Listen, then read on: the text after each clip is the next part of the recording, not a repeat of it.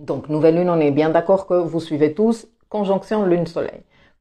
Notre conscience, le soleil, ok, conjonction la lune, qui est notre monde émotionnel.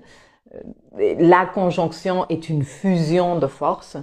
Lorsque le soleil, qui est la source la plus grande de lumière de notre système solaire, est en conjonction avec la lune ne peut pas apporter de lumière du tout.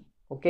Donc c'est un moment où quelque chose démarre très fortement, parce que nous avons les deux archétypes, les deux luminaires présents au même endroit en fusion totale, mais qu'on ne va pas nécessairement voir avec clarté tout de suite, à moins que nous soyons déjà semi-experts en astro, nous ayons déjà appris à repérer les événements lunaires dans notre roue, nous soyons dit, ah ouais, la nouvelle lune en Scorpion, degré 13 du Scorpion, on tombe dans ma maison 6, par exemple.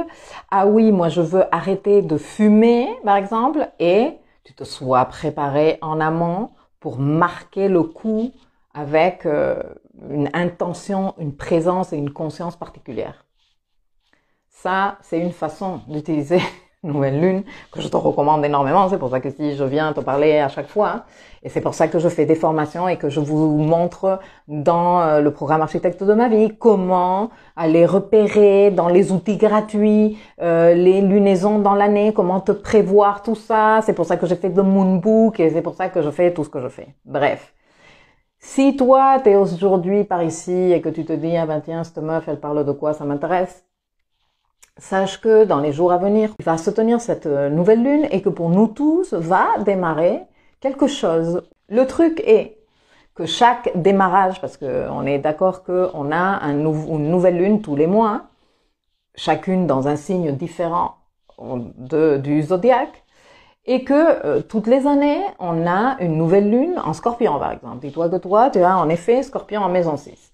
Et que toutes les années, on a une nouvelle lune en Scorpion. Toutes les années, toi, tu as la possibilité de dire, écoute, moi, je m'engage au cours de cette nouvelle lune, je mets mon intention, je mets ma présence et ma conscience dans ce projet que j'ai pour avoir une meilleure qualité de vie, parce que la qualité de vie est en rapport avec la maison 6, pour changer de style de vie, parce que la maison 6 est en rapport avec le style de vie, pour améliorer ma santé, améliorer mes routines, par exemple, parce que tout ça sont des sujets typiques de la maison 6. C'est pour ça que je te dis, va repérer dans quelle maison chez toi, parce que dans ce domaine de ta vie, pour toi, démarre un truc.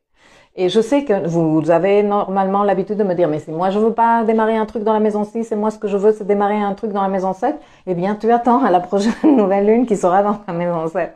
Parce que c'est pas toi qui décide, c'est la nouvelle lune où elle se tient pour toi marque une énergie graine dans les affaires de la maison touchée. Elle te convient, tu l'utilises. Elle te convient pas ou tu t'en fous ou cette maison t'est complètement indifférente, eh bien tu ne l'utilises pas. De toute façon, un nouveau truc va démarrer, quoi que tu fasses. Et toi, d'ici 6 mois, quand nous aurons atteint le stade de pleine lune dans ce même signe, et là, tu verras un peu plus clair et tu diras, ah tiens, bah c'est ça ce que j'ai démarré dans cette maison-là. Après, tu peux utiliser ces cycles-là avec, comme je te disais, de l'intention, de la conscience et de la présence, et dire, ah oui, je me focalise sur ça.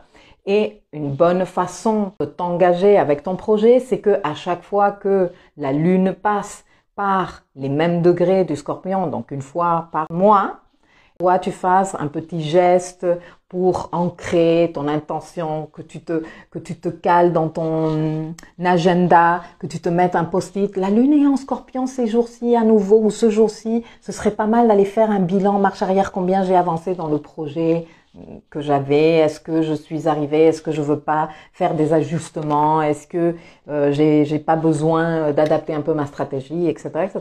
Tout ça, tu vois, parce que comme si c'était un véritable project management, parce que you are the architect of your life. Donc autant te dire que si c'est les PDG de ta propre vie, eh bien, je pense que ça vaut bien le coup de s'organiser comme ça.